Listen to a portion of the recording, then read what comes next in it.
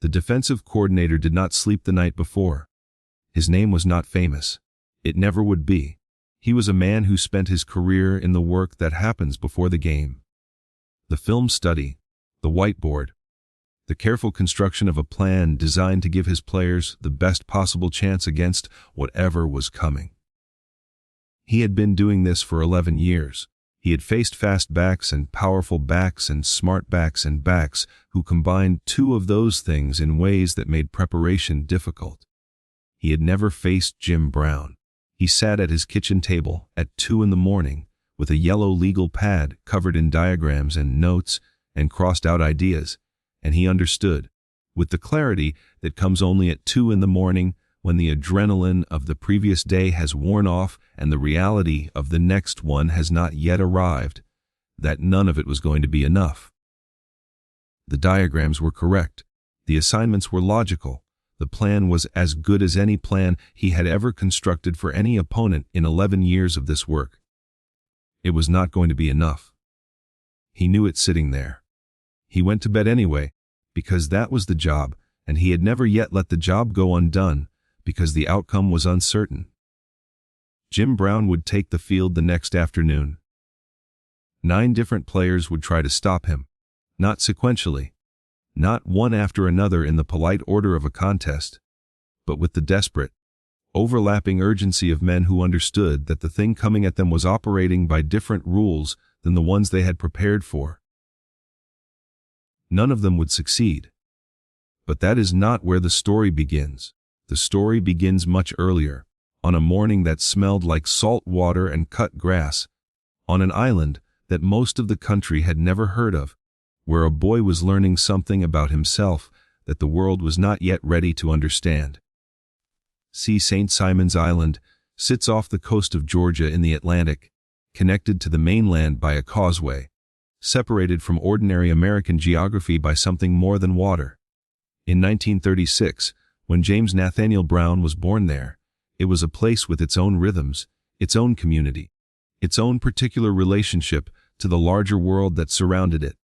It was a place where a black boy could grow up with a degree of insulation from the specific cruelties that the rest of the South administered more openly, where the community held its own and the water was close and the sky was wide. His father, Swinton Brown, was a professional boxer, a man who made his living from physical contest, from the disciplined application of force, from the understanding that the body, trained and controlled and directed, was an instrument capable of things that untrained bodies could not imagine. He left before Jim was old enough to carry a clear memory of him. His mother, Theresa, moved north to Long Island to find work. Jim stayed behind, raised by his great-grandmother Mimie on that salt-aired island, in the particular kind of freedom that small, tight communities can sometimes provide to their children. He arrived in Manhasset, New York, at 8 years old. He arrived in a different America, not Southern in its geography, but American in its arrangements, with its own set of understandings about what a black boy from Georgia was and what he was permitted to become. He arrived with something that Manhasset had not asked for and did not know what to do with, a physical gift of a scale that the coaches and teachers and observers who encountered it had no adequate framework to process. He was faster than he should have been for his size. He was stronger than he should have been for his age. He moved with a combination of force and fluidity that did not fit the categories available for it. Not a power runner, not a speed runner, but something that contained both of those things and exceeded both of them simultaneously.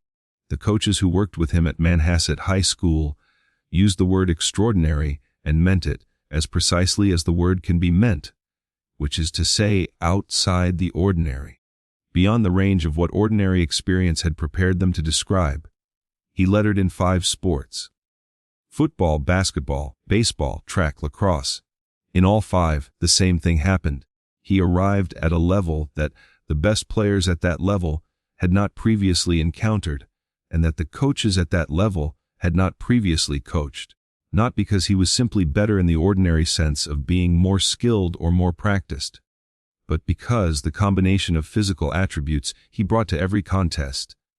The size, the speed, the balance, the particular quality of controlled aggression that made him simultaneously hard to bring down and hard to contain, was not something the existing frameworks for athletic excellence had been built to accommodate. 45 men from Manhasset pooled their own money to send him to Syracuse University. Not the school, not a booster organization, not an official program.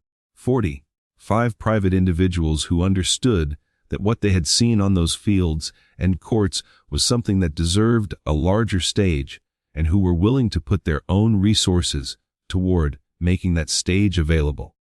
This is not a small thing. This is 45 people making a collective bet, not on a prospect, not on a possibility, but on something they had watched with their own eyes and understood, without the language of scouting reports or statistical analysis, was unlike anything they were likely to see again. At Syracuse, he confirmed everything those 45 people had seen. And then, in 1957, the Cleveland Browns selected him 6th overall in the NFL draft, and the stage that Manhasset had prepared him for became the stage the entire country was watching. 2. The Municipal Stadium in Cleveland held 80,000 people. On Sundays in autumn, it held 80,000 people, and a specific quality of anticipation that was different from the anticipation of other stadiums, other teams, other cities. Cleveland had won the NFL championship in 1954 and 1955. It had a tradition of excellence and a fan base that understood football with the particular depth of people who had watched it carefully for a long time. They knew what they were looking at when they looked at it. What they saw in Jim Brown's rookie season was something that took even knowledgeable Cleveland fans a few games to fully process. He carried the ball with a directness that was almost shocking to watch. Not the cutback runner's indirection, not the speedback's peripheral attack, but a straight, ahead, forward, moving. This is where I am going approach that should have been simple to defend and was not, should have been stoppable and was not, should have been the kind of running that an organized NFL defense, with its multiple assignments and its carefully designed pursuit angles, was built to contain. The defense was not built for Jim Brown. No defense was. Part of what made him so difficult to stop was the combination that the scouts had identified in college, but that NFL defenders experienced differently. More immediately, more physically, more personally. At 6 feet 2 inches and 232 pounds, he was large enough that a single tackler hitting him squarely, with proper form and full commitment, would simply not bring him down. The physics did not work in the tackler's favor. The mass was too great, the forward momentum too sustained, the balance too precise. But he was also fast enough, genuinely fast, not fast, for his size fast, but fast in the open field by any standard, that defenders who gave him any space to work with would find that the space had become a problem before they had time to close it.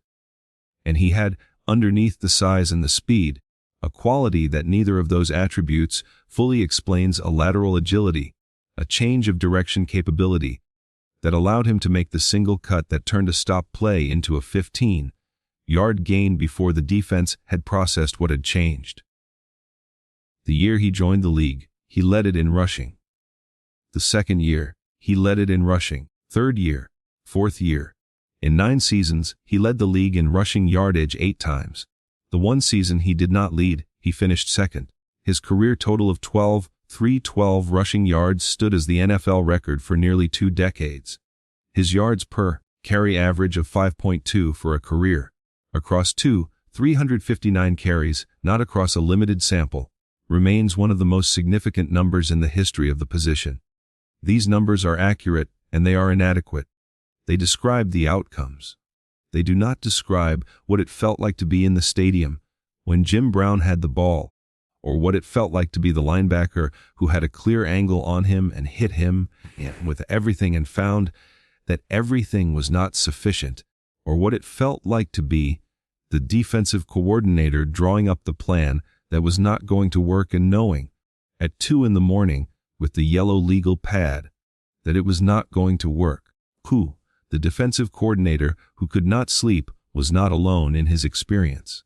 Across the NFL, in the cities the Cleveland Browns traveled to on their autumn Sundays, there were men with whiteboards and film projectors and legal pads who faced the same problem with the same inadequate tools.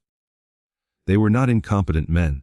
They were professionals who understood their craft and applied it carefully and lost anyway, or, on the best days, the days when everything went right and the assignments held and the pursuit angles were correct and the scheme worked exactly as drawn. They held Jim Brown to 80 yards instead of 120, and considered this a form of success. Some of them went to additional lengths. There were teams that designed specific personnel packages for Jim Brown, bringing in extra bodies, repositioning their strongest players, creating schemes that had no purpose except to address the specific problem of this specific man. There were teams that assigned multiple players to track him on every play, accepting the mathematical disadvantage this created elsewhere on the field in exchange for the possibility of limiting what he could do. He noted these preparations and continued gaining yards, the most consistent element of how his opponents remembered him, documented in enough accounts from enough different players and coaches that it has become one of the stable facts of his athletic biography. Was not his power, though the power was extraordinary. It was not his speed, though the speed was genuine and significant. It was what he did after the whistle. He would take a hit, a real hit, the kind of hit that NFL defenders deliver with their full weight and their full technique and their full intention to make the carry as costly as possible. He would go down. And then, in the pause after the whistle and before the next play, he would rise slowly. Not dramatically. Not with any performance of effort or any display of toughness for the crowd.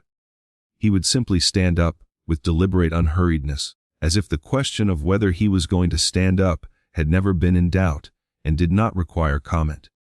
And he would walk back to the huddle. The slowness was not weakness. The players who tried to interpret it as weakness, who hit him hard and watched him rise slowly and concluded that the accumulation of contact was working, were the players who found, on the next carry, that the accumulation had not worked at all. The slowness was something else. It was a form of communication, delivered not in words, but in the economy of movement of a man who understood exactly what he was showing and what he was not showing, and who had made a decision, somewhere early in his career, and held it consistently throughout, that the people trying to stop him would not receive the satisfaction of visible damage. This was not separable from who Jim Brown was. It was the same understanding, the same relationship between internal experience and external expression, the same discipline of showing only what served the purpose, that characterized everything else about him. The way he ran, the way he stood in the huddle, the way he walked off the field at the end of a game in which he had gained 150 yards and looked, to the observer in the stands, like a man who had done something routine. The 1964 NFL Championship.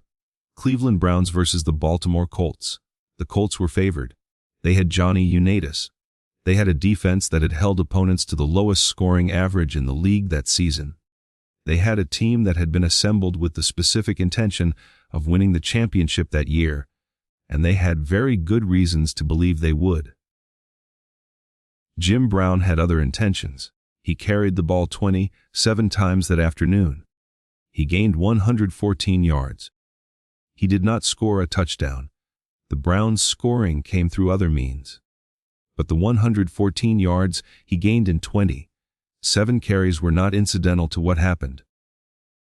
They were the engine of it. They were the thing that kept the Colts' defense occupied, that forced the adjustments, that created the opportunities, that produced the points that won the championship.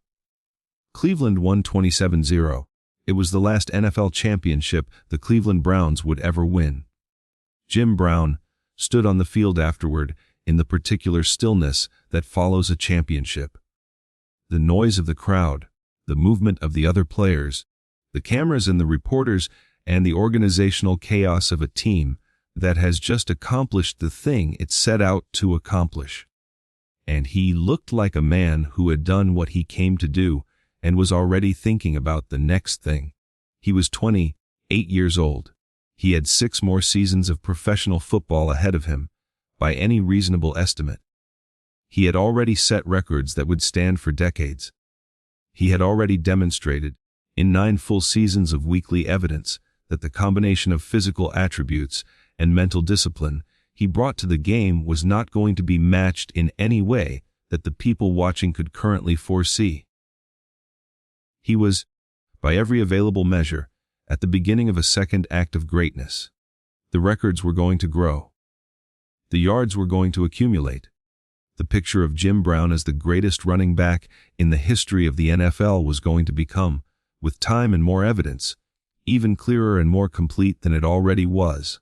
And then, on a July afternoon in 1966, he called a press conference and retired.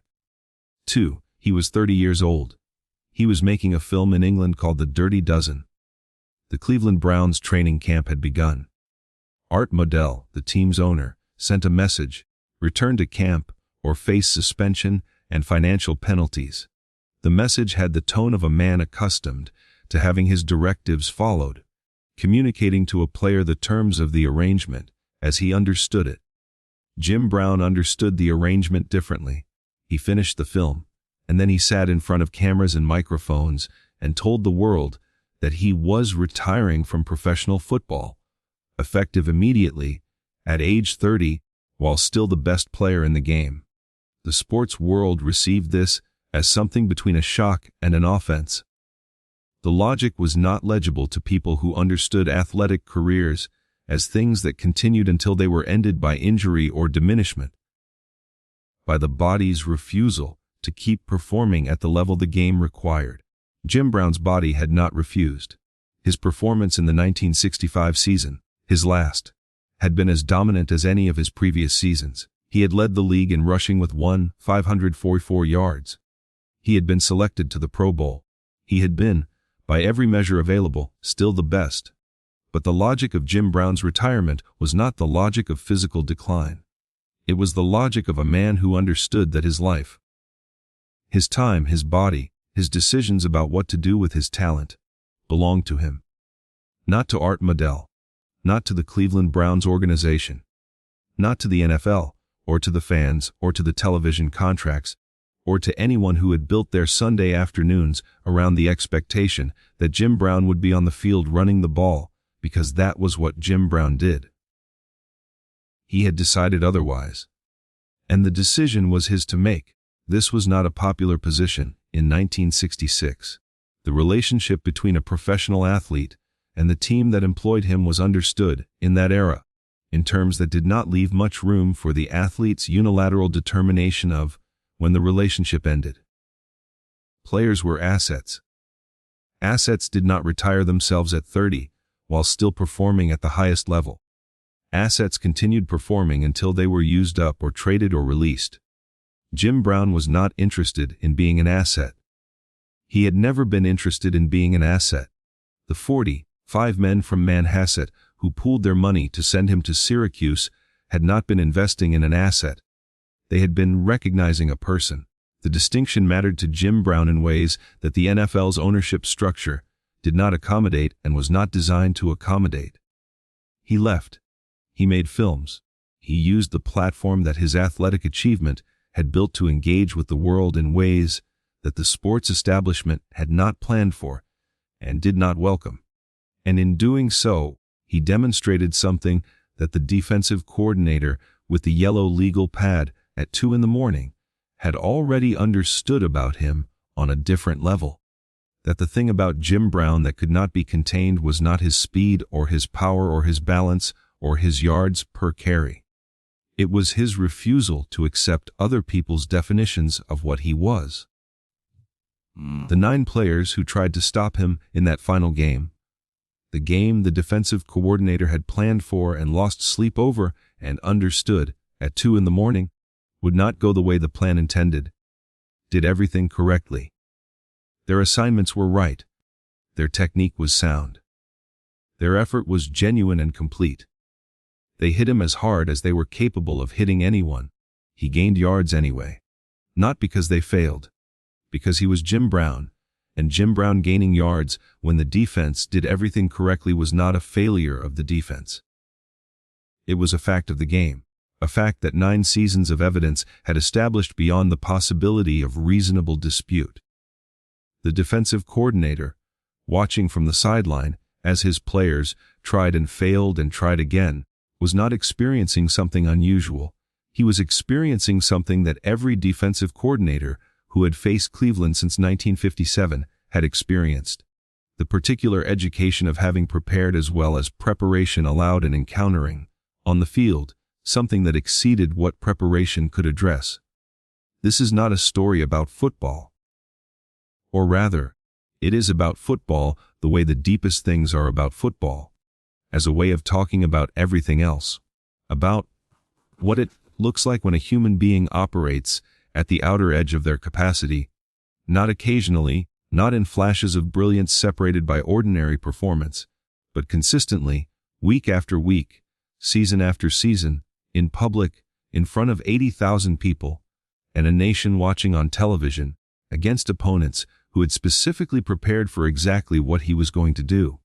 It looks like Jim Brown carrying the ball on a Sunday afternoon in Cleveland. It looks like 9 defenders trying, and the ball still moving forward. It looks like a man rising slowly after a hit and walking back to the huddle without letting anyone see what the hit cost him. And then, at 30, it looks like a man walking away from all of it. Not because he had to, not because the body had given out, or the performance had declined, or the game had gotten bigger than his ability to meet it. But because the life was his. Because the next thing was waiting. Because the fields and the yards and the records and the championships were one part of what he was, and there were other parts that needed room to exist. The defensive coordinator retired from coaching 3 years after that final game. He kept the yellow legal pad. He said, once, to a reporter who asked him about the best player he had ever faced, that the question had a simple answer and that the answer had not changed since 1957. He said Jim Brown was not the best running back he had ever seen. He said Jim Brown was the best anything he had ever seen. He said that in 11 years of preparing for opponents, Jim Brown was the only one he had prepared for while knowing, at 2 a.m. with the legal pad, that the preparation was not going to be enough. He said he went to bed anyway. He said that was the job. Jim Brown went to bed too, on the night before that last game, in the particular way that a man sleeps when he has made a decision that the world does not yet know about, and that he is carrying quietly, without announcement, until the moment comes to set it down. He slept. He woke. He put on the uniform for the last time, without telling anyone it was the last time, and he went out and he ran the ball. 9 players tried to stop him. The yards kept coming. That was Jim Brown. That was always Jim Brown. The yards kept coming because the man carrying the ball had decided, somewhere early and held it everywhere after, that the distance between where he was and where he was going was his to determine. Not the defenses, not the coordinators, not the owners or the leagues or the countries. His. The game ended. He walked off the field. He did not look back at the stadium the way people look back at things they are leaving for the last time. He walked the way he always walked, with the deliberate, unhurried economy of a man who has done what he came to do and has somewhere else to be. He had somewhere else to be. The rest of his life was waiting.